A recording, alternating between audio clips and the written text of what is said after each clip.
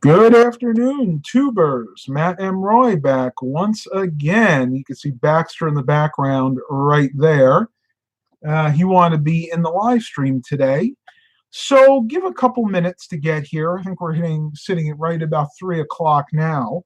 Hope everybody stayed safe, especially those of you that were in the area where I am, basically the Carolinas, Virginia border, North South Carolina.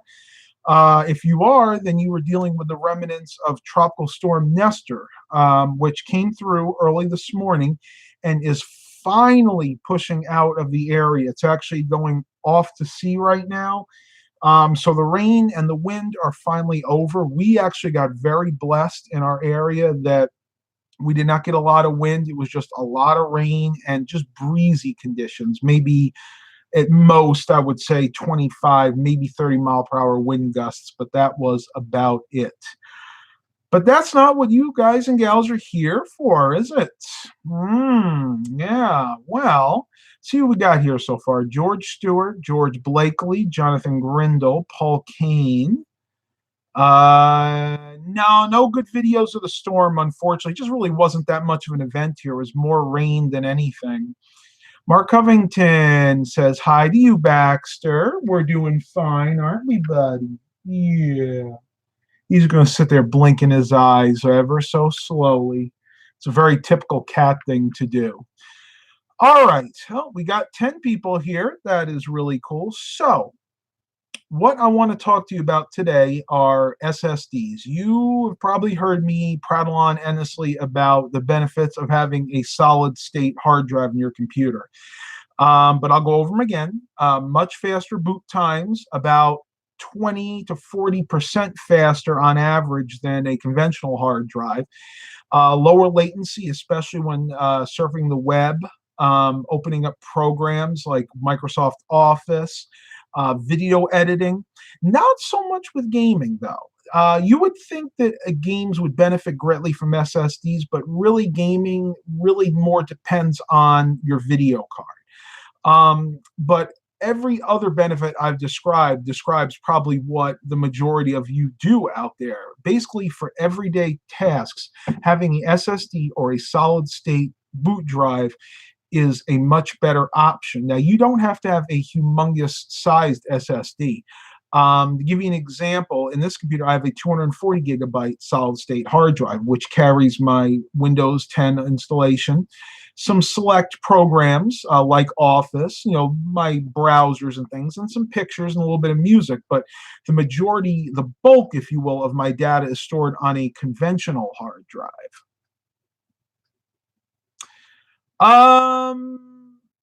That's a good question, Paul Kane asked. Are you talking about online games or CPU-based games? Well, I'm referring more to CPU-based games. In other words, games you would install, maybe stuff you would download through Steam. Now, if you're playing online games, like going to a website, then yeah, an SSD may help you there a little bit too. But if you're what I'm referring to are your classic games that you would install on the computer.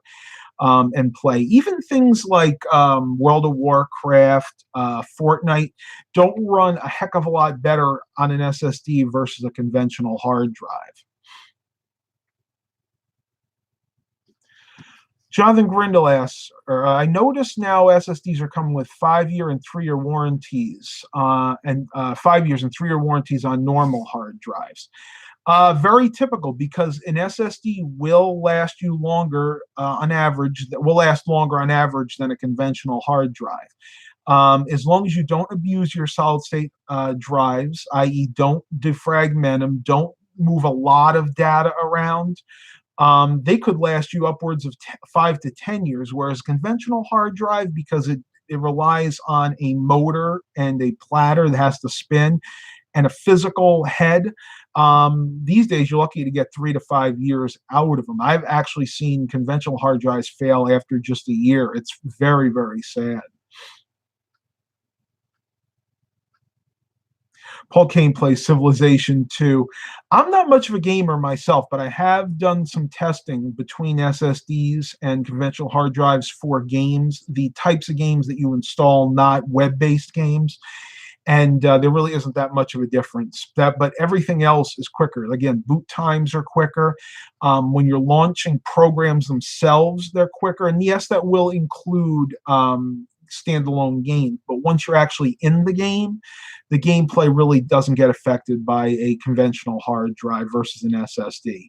All right, so let's get into what I picked up today at Best Buy, because I did pick up quite a few things. Now, SSDs have come down in price recently, actually pretty dramatically. To be honest with you, when you look at the size of them, gigabyte for gigabyte, conventional hard drives are almost as expensive now. I'm going to start with the two that were the best deals today. And I actually picked up two of these. Let me see if I can find the other one. Here it is. I picked up two PNY. These are model CS900 SSDs. These are 240 gigabyte SSDs. Wants to focus on that one, so we'll go with that one. These boast read speeds of 535 megabits per second and write of 500 megabits per second. So not the fastest SSDs out on the market. I don't believe these are NAND technology either. Let me read on this real quick. No, these do not have the NAND technology. So this is going to be like an older style SSD. But again, the reason I purchased this is when I rebuild computers or rebuild computers that are refurbished and I sell them on, people like the fact that it has an SSD for a boot drive because it'll allow them to do all those things much faster. Again, launch programs, boot Windows. And normally what I will do is I'll go ahead and pair this with something like a 1 or a 2 terabyte conventional hard drive. That way they have the extra storage, but yet they have the speed when booting the computer and just doing the regular daily tasks. And prices on these were $29.99, so $30 a piece. Very good. In the past, these have been closer to $50. So again, Best Buy this week has some really good deals on SSDs. Now, the other two that I have purchased here are SanDisk SSDs, and these are also 240 gig SSDs. The SanDisks on average are a little bit faster. They're just, I think they have better architecture in them. They're a little bit more streamlined. SanDisk is definitely a drive I would normally choose over PNY, but you are going to pay.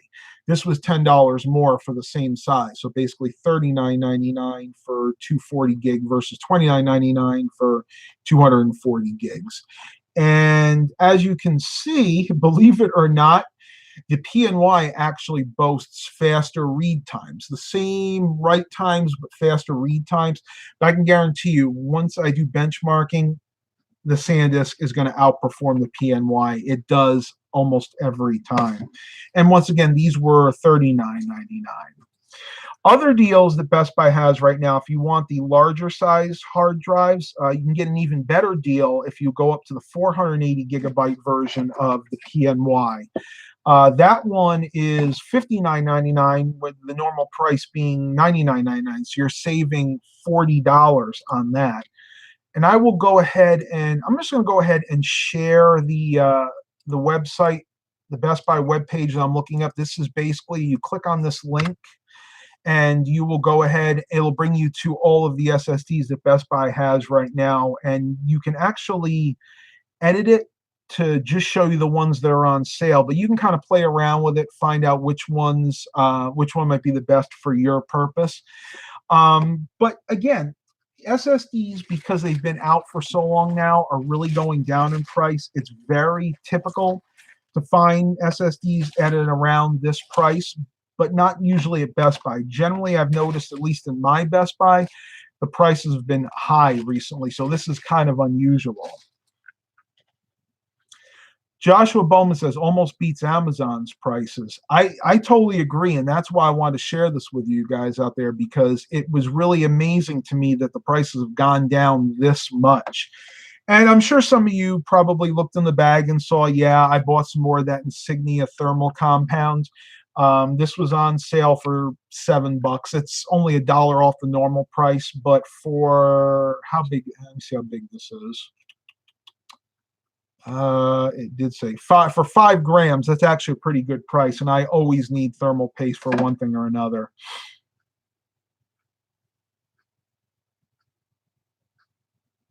Jonathan Grindle said, I'd rather get a cheap SSD over PNY.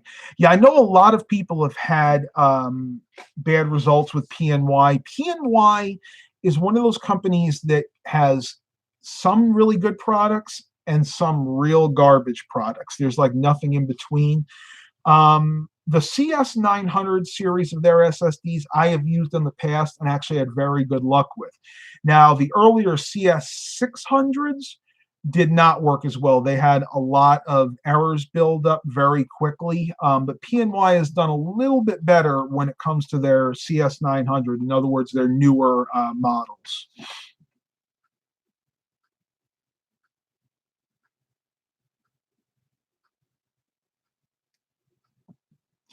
Paul King goes 30 for a 240 gig or 60 for a 480. Shouldn't that be a little off one way or the other? Yeah, I agree. It is, and that's the way the stores will kind of trick you. They'll make you think you're getting a really good deal because they'll discount one more than the other, and it'll look like it's a deeper discount. But you have to look at things like that, and it's true. I mean, you're really paying the same amount when you consider the size drive that you're getting. The only reason I opted for the 240 gigs is because for my purpose, that's kind of the sweet spot. That's what size people want to see in my refurbished computers. And it's also at the price point that makes sense to me. You have to remember these computers that I rebuild and resell, I sell at around the $200 price point. So it would not make sense for me to buy a $60 SSD because I would be making little to no profit on the computers. But you got to find out what works best for your situation. If you're doing this for your personal computer, then yeah, you may want to opt for a larger drive, something like a 512 gig or a 1 terabyte drive. I find it weird that in SSDs, they have these arbitrary sizes like 240 gig, 512 gig, whereas if it was a conventional hard drive, it would usually be 250 gig and 500 gig. I'm not sure why they do that. It's very odd. You got it, Paul. Marketing tricks. That's all it is.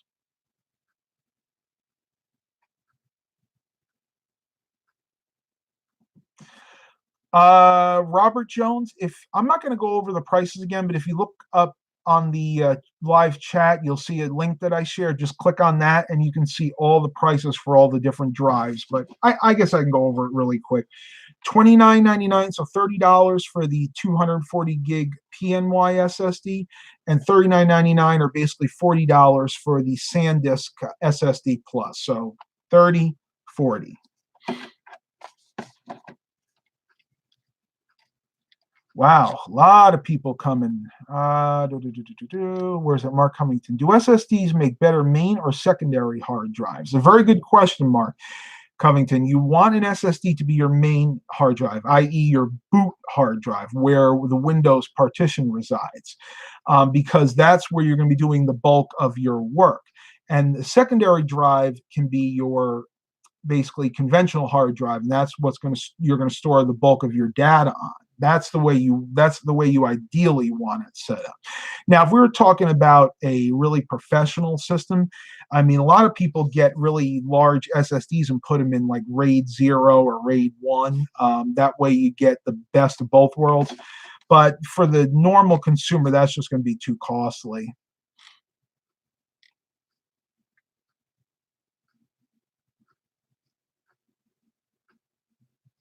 Interesting. Hired gun. I assume you're talking about the PNY drives. He goes, they have worked out the reliability problems now. I use for primary and storage now.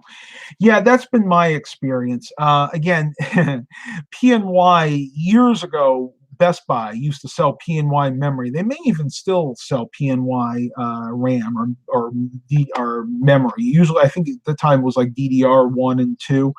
And we had a lot of returns back then. Even their RAM was not that good a quality. It was very buggy at times, didn't always work well with every system, kind of like the old Kingston value RAM did, or didn't, I should say.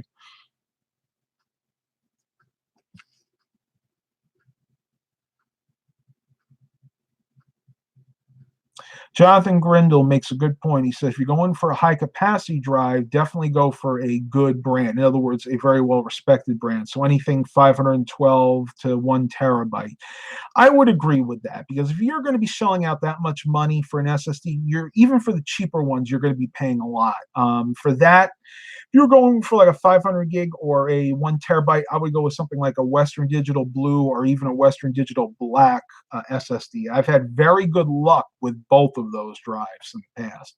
As a matter of fact, my new HP Media Center system back there is rocking a 1 terabyte Western Digital Black M.2 drive, and very, very fast, very responsive, and so far, fingers crossed, very reliable.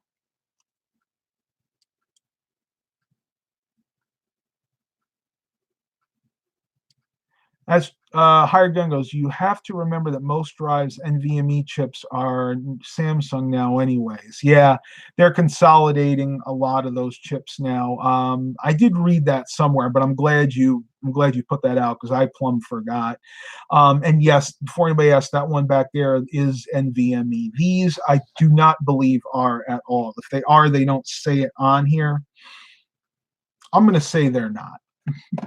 Okay, so for those of you that are interested in the reselling aspect, in other words, like I do, getting the computers in, refurbishing them, and reselling them, the best way to do this would be to stick one of the SSDs in as your main boot drive and then put another storage drive in. So this would be your main hard drive, a 240 gig SSD, and then you would have like a conventional 1 or maybe 2 terabyte hard drive. That combination with enough memory and a good video card will make the computer sell faster and for more money. Now, a lot of you are probably saying to me, Matt, what about those small form factor HPs like you have in the corner right over there? They only have room for one hard drive. Well, yes, that is true, but there is something you can do. The cool thing about solid state hard drives is you do not have to use the normal brackets. Most of these drives come with a mounting kit.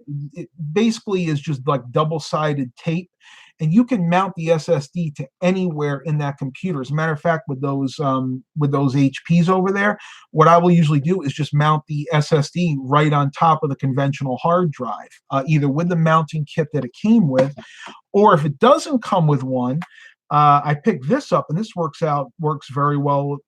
Also, this is the Velcro brand sticky back Velcro. This is double-sided Velcro. So basically, you have double-sided sticky tape and then the Velcro. So you put one side on the SSD, the other side on the other hard drive, and you basically just pop them together, and they're not going anywhere. You can also find other places in the case. I mean, heck, I've even seen people attach it to the top of the case that pops off. Now, I wouldn't recommend doing that for a client because if they ever opened it up, chances are they're not going to be real dainty. They're probably going to go ahead and pull real hard, and they'll probably jerk the SSD cable out and probably break the drive. But the point is, you have some very creative options with SSDs because not only are they impervious to heat for the most part, you don't want to get them super hot, but they're not as touchy when it comes to heat. They also are impervious to shock. So if you hit an SSD or drop it by mistake, it's really not going to do any damage.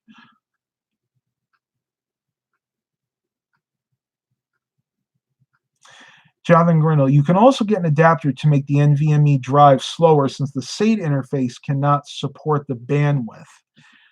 Interesting. I don't think it's necessary though, because if you're getting one of these with NVMe, it's going to be backwards compatible anyway. So I don't think that would be an issue for most computers. Maybe the real old ones that we're talking about, like something like my Dell Inspiron 530 that has SATA 2, may be an issue. But for those cases, I would just buy a standard SSD, not one with the NVMe RAM.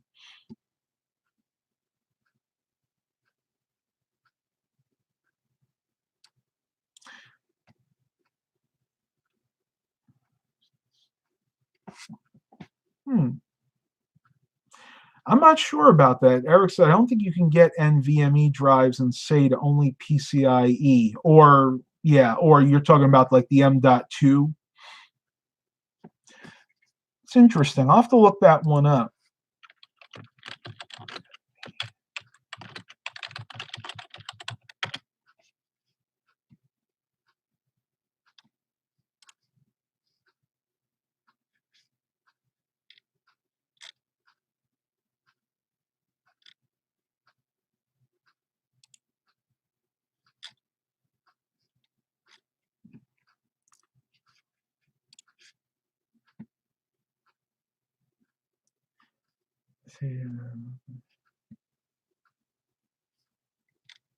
You are correct. I am sorry about that. I should have read up on that before I started. But yeah, so the NVMe drives are only the ones that are like M.2 or M.2. If it's a standard 2.5 inch laptop style SSD, then it won't be NVMe RAM. Thank you. Hit the like button. So you guys teach me stuff too. It's a two-way street here.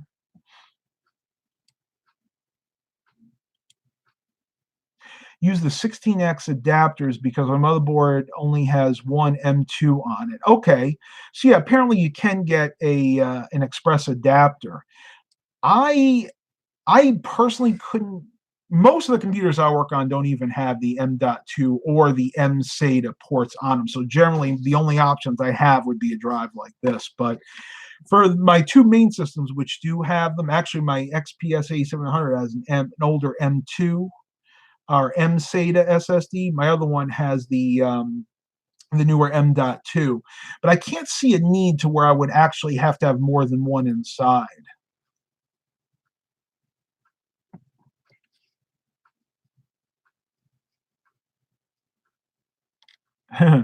Looks like we're getting some comments here that are being deleted. Thank you, whoever did that. Scott Kearley. Scott Kearley did that.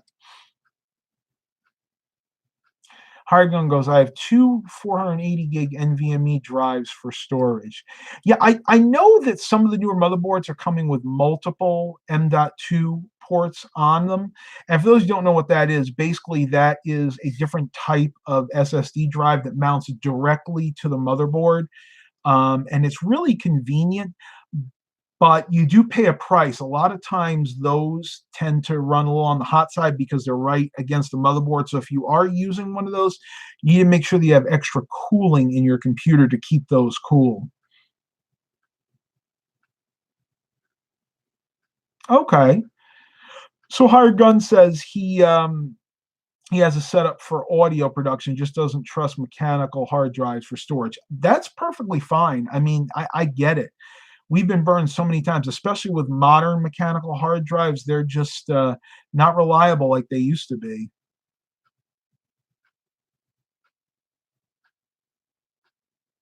Thank you, Scott. I appreciate that. Anybody who can help me moderate is greatly appreciated because it's really hard to police the live chat and also host this as well.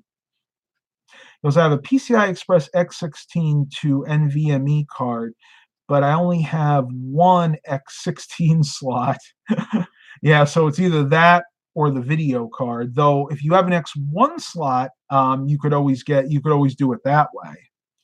And they even make X1 PCI Express X1 video cards, but they're not that great. The bandwidth is really limited. It's about, I think, 20% of what the X16 slot is. Eric goes, with any luck, I will get to mess with the servers today. My plan is to use the 16X slot to the M.2 adapters.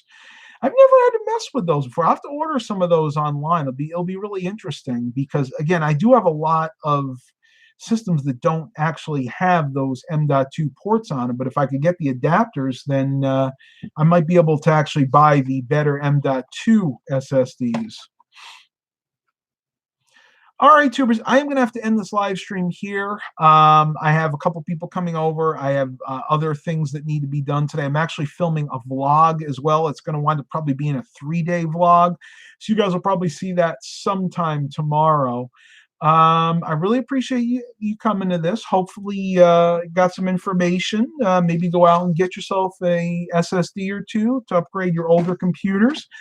Please continue to like and subscribe. And as always, Have a blessed day, everybody.